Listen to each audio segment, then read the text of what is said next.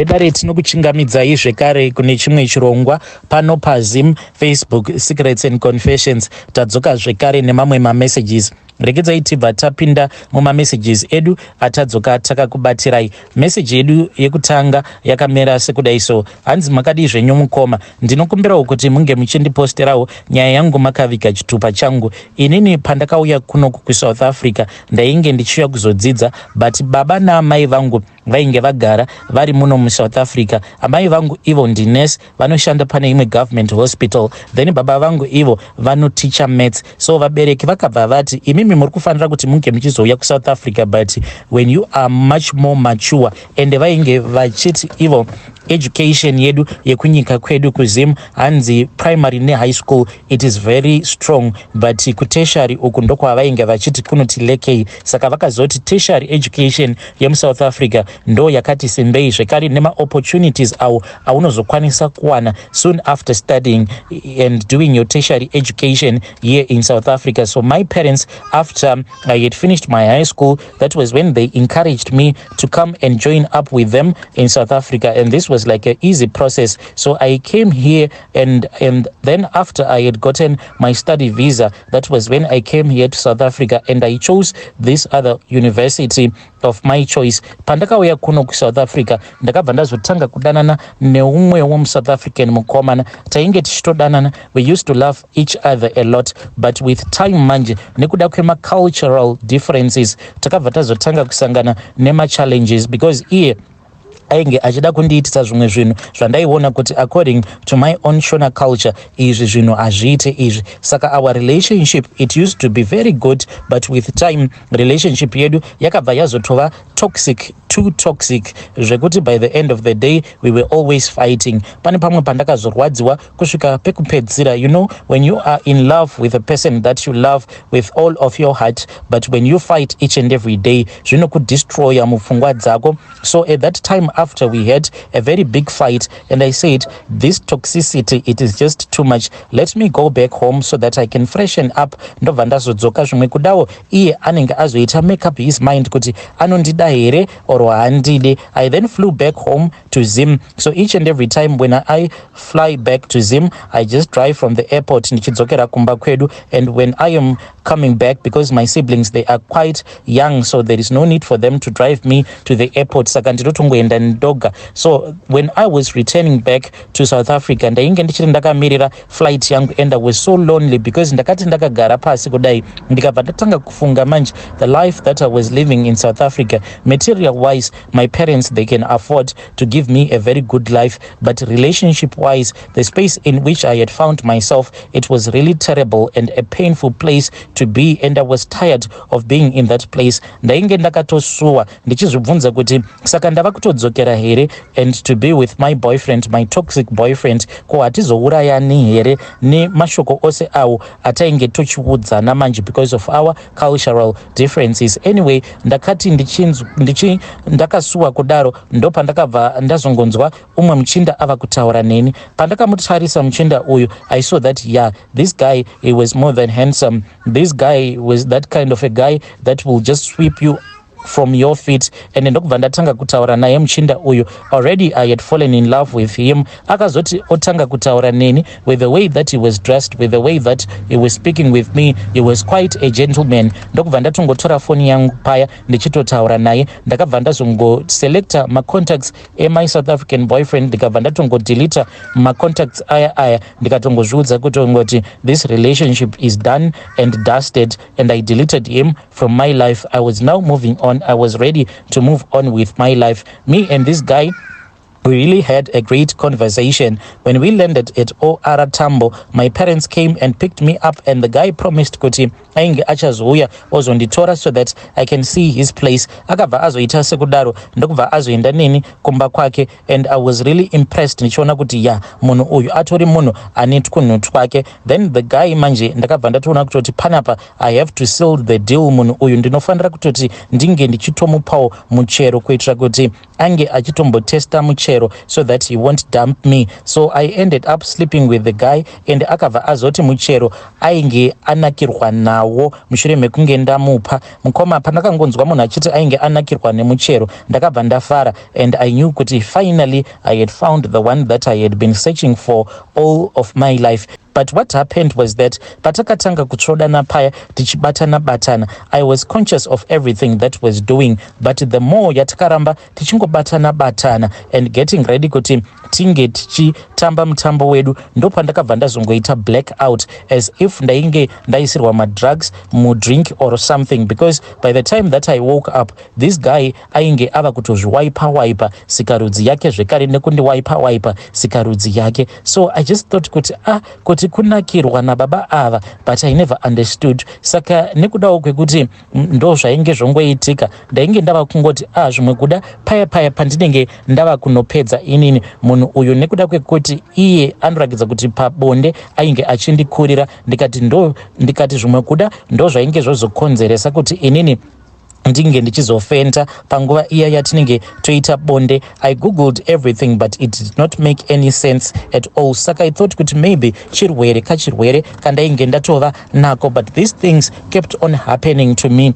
Ndaiti ndikaenda kumba kwake for my sleep over, zvainge zvisina kana basa kuti tinenge tasangana pabonde runokwana kuita ka5 for all those 5 times patainge tichisangana pabonde. Ndaitoti ndinge ndichifenta ka5 ndobva ndazotomuka munhu achizviwaipa sikarudzi yake, apedza kudaro over azonditi mira ndinge ndichikuwaipa. Even when we got married, because takabva tazotoroorana ndokubva tazochata, tikabva tazoenda kuhoneymoon kwedu. Tiriko kuhoneymoon kwedu ikoko kuThailand, the same things kept on happening over and over again. Ndingangoti handina kana kumbogara ndakaenjoy honeymoon yangu, because ndainge ndangova nemazistresses kuti kondimbori munhu akaita sei, ndiri mukadzi akaita sei wekuti ndinonakidzwa nebonde kusvika pakuti murume kana kangoya pamusoro pangu ndobva ndatofenda. Ko chii chiri kukonzeresa? Kuti varoyi here? Pane munhu ari kundiroya here? Apa ndainge ndocompare manje ndichitanga kufunga kuti when I was with this South African guy of mine taitonyatsokunakidzwa, ndichinyatsokuona kutoti panapa chii chatiri kuita, but with this guy I could not even remember anything even up until today. Handina kana zuva randinorangarira rekuti zuva iri nemurume wangu takaita bonde, tikasangana pabonde nenzira dzakadai. All that I can remember is murume wangu achindiudza kuti ari kuda kuti tinge tichisika bonde, then ndinobva ndatongoita black out. Saka ndakangoramba ndongozvibvunza kuti kochiko chiri kumboitika kwandiri. Nekudawo kutya kuroyewa ndopandakabva ndazonzwa kuti kusosha nguve kune umwe muprofita, ndokubva ndazoenda kusosha nguve kuya. Ndakati ndasvika kuya against the wishes of my husband, because murume wangu akatondiudza kuti haadi mukadzi anonamata, so kana ndichida kunamata anondikurudzira kuti ndinge ndichienda kune mamwe machurches ekutoti unotoona kutoti machurches awa they are all about looking for money, stealing people's money, kana kuti mamwe machurches aya akaita semachechi edu ekudhara tisingadi kutaura mazita, aya aiendwana nagogo vedu, ndo machurches iwayo aanondikurudzira kuti ndinge ndichiendako kuya kusingaitwe zvechiprofita. Awa machurches awa ekuti vanhu veko vanonamata nindimi, vanhu veko vanoita zvezviprofita, ikoko haatombodi kuti ndinge ndichiendako. As a matter of fact akatondibhana akati if you still want to become my wife you do not want to go to those type of churches because they are demonic. So ndakabva ndazongoitawo zvechitsotsi ndokubva ndazoenda manje ndikabva ndazonotaura nemuprofita uya. Muprofita uya akati achingononditarisa kudai ava kutanga kundiyeresa akabva ati madzimai, ndiri kuona kuti murume wenyu iye sikarudzi yake yakaora, yakapera kuora, uye pasikarudzi pake pane rimwe kuronda. Zironda iri rinotobuda makonye, but zironda iri ndo rinotomupa mari. Saka imimi madzimai muri kutoshandiswa naye murume uyu. Handina kana kuda kuzvibhilivha, but akabva azotanga manje kundirondedzera zvose zvinoitika kwandiri achinditi handiti imimi madzimai munongoti murume wenyu paya paanotanga kukubatai munobva matoita sekunge munhu abatwa nechadzimira, zvekuti munobva maita a lot of confusion, zvekuti munenge mava kusaziva kuti mumbori pai, kuzonosvika pfungwa dzenyu dzichizoita sekunge dzarasika mobva mafenta. So madzibaba vaya vakabva vanditi pose apo pandinenge ndakabatwa nechadzimira pandinozonosvika pakunofenta, iye murume wangu anobva azoburitsa sikarudzi yake panze. Then kana aburitsa sikarudzi yake panze kudaro, anobva azotora chigunwe chake ichi chavanoti middle finger, ndo chaanobva azoisa musikarudzi mangu, obva atanga kundiita nechigunwe chake, achishandisa chigunwe chake achiita sekunge ndo sikarudzi yake. But madzibaba vaye vakabva vati kunyangwe zvake murume uyu achikuitai nechigunwe chake, but sikarudzi yake inenge yakatomira sezvinotarisirwa kuti sikarudzi yemunhurume inge ichimira. Uye zvekare anozoti paya kana ava kuda kurasa mbeu, anobva atora kamucheka ako kaanoshandisa kaanowanzo kukupukutai nako, anobva azomonerera kamucheka kaya kaya pamusoro wesikarudzi yake, kuitira kuti paya paanenge ozoproducer, then urume hwake hunge huchizongonorasikira pakamucheka kaya. Kana apedza kudaro, kana aona kuti zvedi anenge atopedza kuproducer, anobva azozvipukuta pukuta uye achipukuta chironda chiya, nekuti ndo chinomupa mari chiri pasikarudzi yake. Ende kana apedza kupukuta chironda, ndo pamunobva mazopepuka manji kazhinji ava kukupukutai. Ndiri kunyepa here madzimai? Ndo mubvunzo wandakabvunzwa namadzibaba vaya, ndikabva ndatoona kuti zveshuwa ndo zvaingogara zvichingoitika izvozvo. Ndaingoti paya paanenge ozvipukuta kana kuti paanenge ava kundipukuta, ndo pandaibva ndazopepuka ipapo. But zveronda ndainge ndakacherechedza sikarudzi yake, ndikaona kuti yainge isitomborina kana ronda zvamuchose. But madzibaba vakabva vati vainge vachida kundipa dzimwe nhombo dzekuti ndinge ndichizoshandisa. Ndikabva ndati ehoi, zvakanakai munhu waMwari. Vakabva vazondipa nhombo, vakanditi nhombo idzi dzandiri kukupai ndikuda kuti munge muchizoenda kunodzisa mupilo menyu, but zamai kuti kana moisa nhombo idzi mupilo yenyu, iye murume wenyu haasi kufanira kuti ange achizozviona, nekuti murume wenyu uyu ndinoona sekunge ane dzimwe shamwari dzake idzo dzaanotamba nadzo. Saka pandakangonzwa zvichinzi ane dzimwe shamwari dzake dzisinganzwisisiki dzaanotamba nadzo, mukomana ashi murume wangu anongowirirana nemanigerian chete. Kana ari kuno kuSouth Africa haatombodi kuzivikanwa kuti iye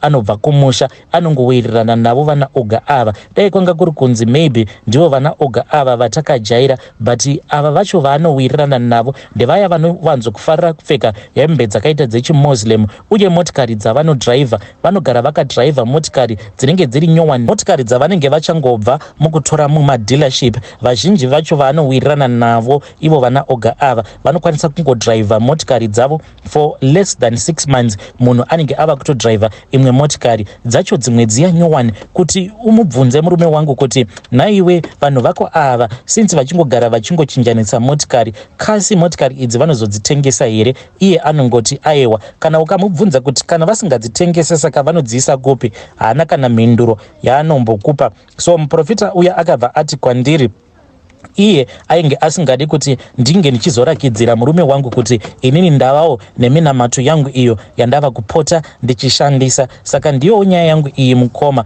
ndo zvinoitwawo nemurume wangu izvi. Ende ndakazoti ndapiwa nhombo dziya ndokubva ndazodhiraivha ndichidzoka kumba kwedu, then ndakatosvika murume wangu atoripo pamba, and I just avoided him. Ndokubva ndazoenda upstairs. Ndiri koko upstairs ndainge ndichitonamatira mumwoyo kuti Mwari chimboitai kuti munhu uyu asauya kuno kubedroom. Ndokubva ndaloka bedroom door, then I took nhombo dziya ndikabva ndazodziisa mupilo. Ende ndakazoti ndadziisa mupilo mukoma, ndakabva ndazopepuka one day.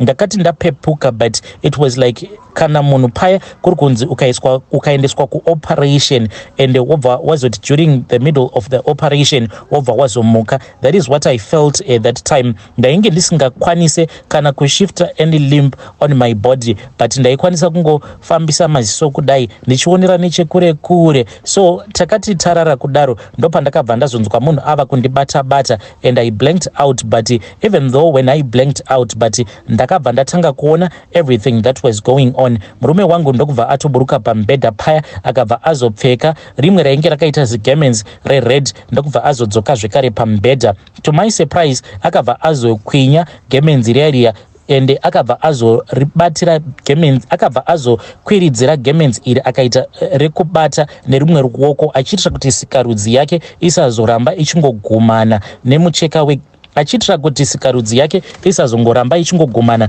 negemenzi riya raainge akapfeka. Akabva auya ndokubva azopfugama padhuze neni. Saka paainge akapfugama ainge ari padhuzesa nemusoro wangu zvekuti sikarudzi yake ndakanyatsokuiona, sikarudzi yake ndakanyatsokuiona from the left side, and on that left side ndokune rimwe zironda pasikarudzi yake rekuti rinotyisa, rinosemesa. Mukoma zvaakaita ndezvekuti akabva azotanga manje kundibata-bata sikarudzi yangu. Akati achindibata-bata sikarudzi yangu kudaro, ndokubva ndatonzwa munhu ava kutopfekedzera chigunwe chake chimiddle finger chake, but akati achipfekedzera chigunwe chake chiya musikarudzi yangu, chakandinetsa ndechekutoti ndaitonzwa sekunge ainge atopfekedzera sikarudzi yake because chakabva chatanga kufuta zvokuti chakasvika pakuenzana nesikarudzi yemunhurume, ndokubva atotanga kutoita bonde neni paya. Ndikabva ndatotanga kutonzwawo kutonakidzwa sekunge ndainge ndichitoitwa nesikarudzi yemunhurume, yeti ndainge ndichitoitwa nechigunwe chake. Ndakati ndakamutarisa kudai, ndokubva ndatoona kutoti ingawani sikarudzi yake ngainge yava kutosimuka ichitoratidza kutoti painge paine zvainge zvichitoitika paari. Mukoma ndopaakabva azotorasa mbeu paya, ainge akazvivhara chimusoro chesikarudzi yake nekamucheka ako kaanogara achingondipukuta nako. Apedza kudaro ndopaakabva azotanga kundipukuta, neniwo ndikabva ndazokwanisa kupepuka. Ndakati ndichingonobwaira kudai, ndikabva ndatoona everything as it was disappearing. Sikarudzi yake ikabva yatongoita go back to normal. Zikuronda riya rinosemesa iro randainge ndakaona kuti patori netukonye twandakaona twainge tuchitokambaira tuchitobuda muzironda riya, everything just vanished and everything returned back to normal. Murume ndokubva atonditarisa akabva atotanga kutonyemwerera paya. Zvino madzibaba vaya vakati kwandiri ndiri kufanira kungoramba ndichingoshandisa munamato uyu, ende handifaniri kuti iye ange achizviziva kuti ndozvandiri kuita izvi. Madzibaba vaya vakandiudza kuti pose paya paanenge achindiita nechigunwe chake, pose paanombobuda paya iye zvaanoita ndezvekuti since ane imwe room iyo yaakandirambidza, yaakanditi room iyi handikwanise kuti ndinge ndichipinda newe muroom umu, akati ndo mune masafe ake, munogara pfuti dzake uye munogara jewelry rose rake iro raainaro raanoti jewelry ririmo, some of it is worth a lot of millions. Akati saka I cannot get with you into that room just in case kana one day tikazorobewa matsotsi vanokwanisa kuzokumanikidza kuti unge uchivapa mapin code emamwe masafe angu andiinawo. But madzibaba vaya vakabva vati kunyepa. Madzibaba vakabva vati muroom umu mune altar irimo, ende paaltar apa hanzi pane imwe poto iripo, saka mupoto imomo hanzi munogara muine mimwe mishonga. Saka zvaanoita ndezvekuti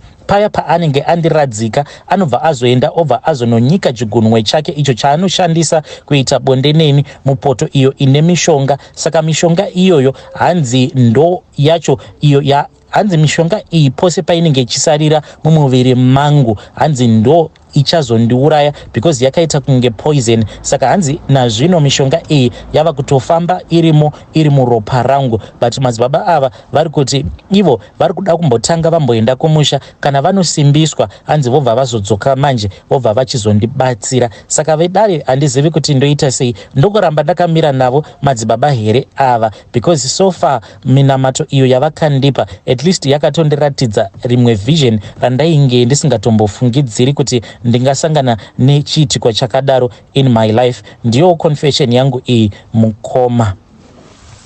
Hei vedare ndo message iyo yandakatumidzirwa ichibva kune mwanasikana uyu. Naimi zvazvakangoma hazvo veduwe, please ngatizamei kuti tinge tichitaura navo vanzvadzi vedu ava mucomment section. Yo, what a sad story. Hey, pakaipa please ngatitaurei naye mwanasikana uyu mucomment section. Hanzi murume wangu anondirambidza kuenda kune mamwe machurches aya kunoitwa zvechiprofita, anondirambidza kuenda ikoko. Strange things do happen in this world.